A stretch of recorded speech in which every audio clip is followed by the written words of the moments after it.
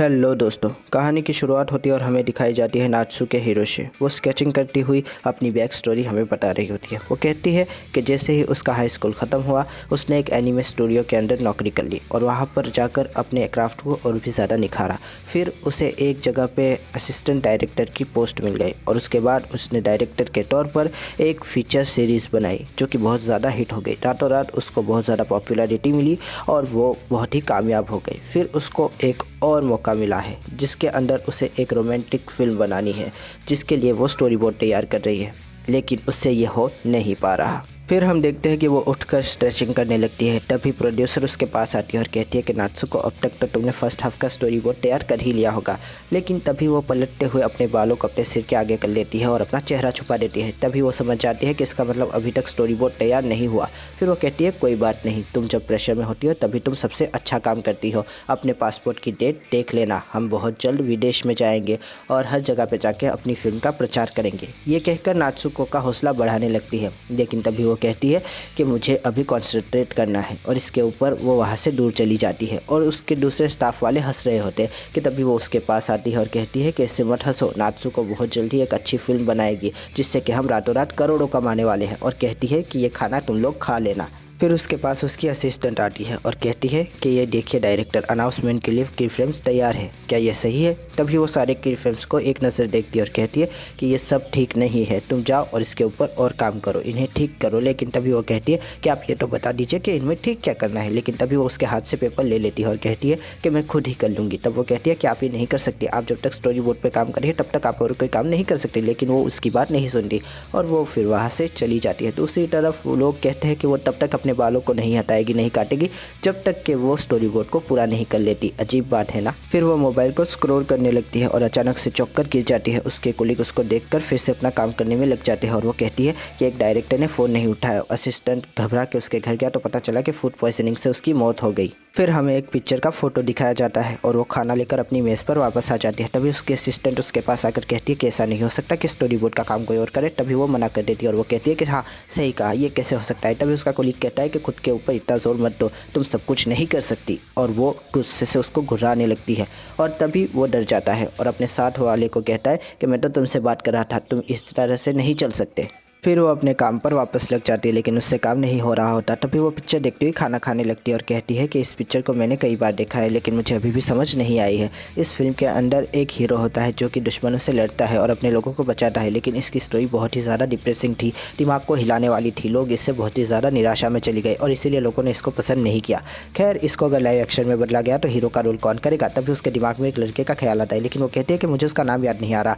तभी वो खाना थूक देती है और अजीब अजीब हरकतें करने लगती है। असल में उसे सांस लेने में तकलीफ हो रही होती है, उसका दिमाग सुन पड़ने लगता है। वो अपने आसपास पड़ी हुई चीज़ों को पकड़ने लगती है तो उसके हाथ में एक फुल पट्टी आ जाती है। उसकी प्रोड्यूसर उसके पास आती है और कहती है कि नात्सुको तुम्हें क्या हुआ, तुम्हें क्या हुआ? और फिर वो कहती है कि बस मरना मत, बस मरना मत। तभी हमें उसकी आँख दिखाई जाती है और वो बंद हो जाती है। हमें दिखाई जाती है माजी की कुछ झलकियाँ और एक छोटी सी बच्ची जो अकेली थिएटर में एक पिक्चर पॉपकॉर्न हाथ में लिए देख रही होती है। और तभी हमारी नात्सुको उठ जाती है और कहती है कि मैं कहाँ हूँ। हम देखते हैं कि वो एक रेगिस्तान में होती है और तभी वही पिक्चर का कीड़ा उसके सामने आ जाता है और वो कहती है कि ये तो वही है, लेकिन फिर वो उसकी तरफ बढ़ने लगता है और वो कहती है कि ये मेरी तरफ क्यों आ रहा है, क्या ये मुझे मार देगा? और तभी वो गिर जाती है और तभी वो उसको खाने के लिए तैयार हो जाता है, लेकिन तभी फिल्म का हीरो और बाकी के लोग वहाँ पर आ जाते हैं। तलवार से वो उसके मुँह पर मारता है। तभी एक लड़की उसको अपनी तरफ आकर्षित करती है। तभी सींग वाला घोड़ा कवच बना लेता है और वो उससे टकराकर थोड़ा अस्त व्यस्त हो जाता है, लेकिन तभी हीरो एक झटके में उसका काम तमाम कर देता है और वो कीड़ा वहीं पर ख़त्म हो जाता है। एक अजीब सा रोबोट कहता है कि लॉयड स्कॉट 0% है, वो तबाह हो चुके हैं। तभी हीरो उसके सामने आकर खड़ा हो जाता है और वो कहती है ल्यू ब्रेवहार्ट। और तब वो कहता है कि तुम पागल हो, यहाँ पर मरना चाहती हो? वो उठकर खुद को जांचने लगती है और कहती है कि मैं यहाँ कैसे आई? तभी घोड़ा उसके पास आ जाता है और वो कहती है कि तुम सबको तुम्हें जानती हो, तुमसे तो जानवर की स्मेल आ रही है। तभी घोड़ा कहता है कि तू है कौन, बाल की दुकान? उसके साथ वाली कहती है कि इस तरह के कपड़े तो मैंने पहली बार देखे। रोबोट कहता है कि ये तो बीस्ट लग रही है। तभी घोड़ा कहता है कि ये गर्दन घुमाती बेवकूफ़, मुझे तो वाइल्ड लग रही है। और तभी वो गुस्से से उससे कहती है क्या कहा और वो छुप जाता है डर के। फिर हीरो पूछता है कि तुम्हारा नाम क्या है? तो वो कहती है कि स्कीबैंग मैजिकल अकेडमी की डायरेक्टर नात्सुके हिरोशी। और तब उस पर वो कहता है कि क्या? फिर हीरो कहता है कि नात्सुके हिरोशी, अगर सायरन की आवाज़ सुनाई दे तो छुप जाना। तभी वो गधा घोड़े में बदल जाता है और सब उसके ऊपर सवार होने लगते हैं। तभी वो कहती है कि ये काम कैसे करता है, लेकिन वो घोड़ा उड़ जाता है और कहता है कि तुम तो वापस ही लौट जाओ काले बालों की दुकान। वो उनको जाता हुआ देख सोचती है ये हो क्या रहा है और सीन शिफ्ट हो जाता है। चलते चलते वो एक टूटी दीवारों वाले शहर के पास आती है और देखती है कि वहाँ पर जानवर इंसान में कोई फ़र्क ही नहीं रहा। वो कहती है कि ये कौन सी जगह है, क्या ये कोई थीम पार्क है। और तभी वहाँ पर चिल्लाने लगते हैं कुछ लोग और वो चौंक के देखने लगती है। एक आँख वाला बूढ़ा कहता है कि सोल्जर्स ने आखिरी शहर को ग्रेट वाइट से फिर से बचा लिया है। और तभी वो चौंक जाती है और कहती है कि आखिरी शहर। और तभी हम देखते हैं कि बूढ़ी अम्मा अपना भाषण शुरू करती है और उसके हर लफ्ज़ को हर बहरफ हमारी हीरोइन दोहराने लगती है। प्राचीन काल से जो लोग ग्रेट वाइट को रोक सकते हैं वही आने वाले कल की रोशनी बनेंगे। वो बूढ़ी अम्मा यही कह रही होती है। कोई शक नहीं कि ये 9 सोल्जर्स सब जगह पड़ने वाली सच्ची रोशनी है। सब लोग खुश हो जाते हैं, गाना बजने लगता है, बैकग्राउंड डांसर डांस कर रही होती है, एक बच्चा गिर जाता है, कबूतर उड़ते हैं और वो सोल फीचर के पास से उड़ के जाते हैं। ये सारी चीज़ें वो पहले ही बता देती है। फिर उसकी झपक जाती है और वो कहती है कि क्या ये मौत की कहानी है। फिर वो दौड़ के छलांग लगा के हीरो के पास चली जाती है और कहती है कि ल्यूक ब्रेवहार्ट, तुम ल्यूक ब्रेवहार्ट ही हो। तब वो कहता है कि हाँ हूँ, इसमें क्या हो गया। तब वो कहती है कि ये कैसे हो सकता है, ये तो कहानी वाली दुनिया है, मैं यहाँ कैसे आ गई, क्या इसी को रिबर्थ कहते हैं। लेकिन ये तो निकम्मे लोगों के साथ होता है और मैं तो बहुत ज़्यादा कामयाब थी, मेरी कंपनी ग्रो कर रही थी और मेरी शख्सियत भी, फिर मैं यहाँ कैसे आ गई। तभी सिंह वाला घोड़ा कहता है कि सुनो बाल की दुकान, तुम यहाँ क्या कर रही हो। लेकिन उसी पर वो चौंक जाती है और कहती है कि रुको, अगर इन्होंने अभी अभी जंग जीती है कि इसका मतलब है कि अभी जश्न है और जश्न के बाद फिर से व्हाइट की आर्मी आकर इन पर हमला कर देगी। लेकिन वो घोड़ा कहता है कि इसकी बातों को नज़रअंदाज करना ही ठीक रहेगा। तभी वो कहती है कि पार्टी करने का वक्त नहीं है, पहला हमला सिर्फ डेमो था, असली हमला अभी होगा। लेकिन तभी हीरो कहता है कि ने ऐसा सेंस नहीं किया। तब वो कहती है कि वो अभी चार्ज हो रहा है, जब भी हमला होगा तब वो चार्ज हो रहा होगा। तभी सिंह वाला घोड़ा कहता है कि अपनी बाल की दुकान लेकर दफा हो जा। तभी वो उसका सींग पकड़ लेती है और कहती है कि अगर मैं तेरा सींग निकाल के तुझे आम घोड़ा बना लूँ तो कैसा रहेगा। लेकिन तभी हीरो उसका हाथ पकड़ के कहता है कि मेरे दोस्त को अगर कोई छेड़े तो मुझे बिल्कुल पसंद नहीं आता।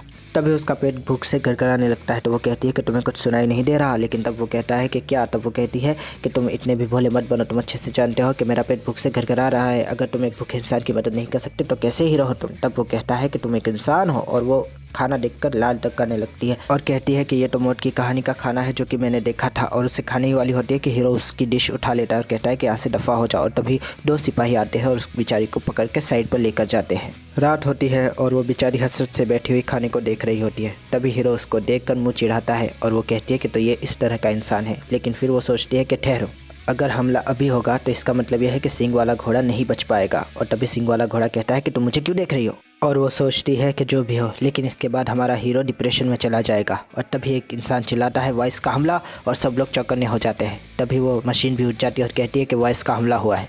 तभी वो कहती है कि ये तो सच में हो रहा है और हमारा हीरो उसको देखता है और फिर सब लोग मैदान जंग की तरफ दौड़ने लगते हैं। एक सिपाही कहता है कि ये तो बहुत सारे हैं, यहाँ से भाग चले। लेकिन तभी दूसरा कहता है कि भाग के जाएंगे कहाँ, ये आखिरी शहर बचा है। तभी हीरोइन कहती है कि मतलब कि ये होने वाला है।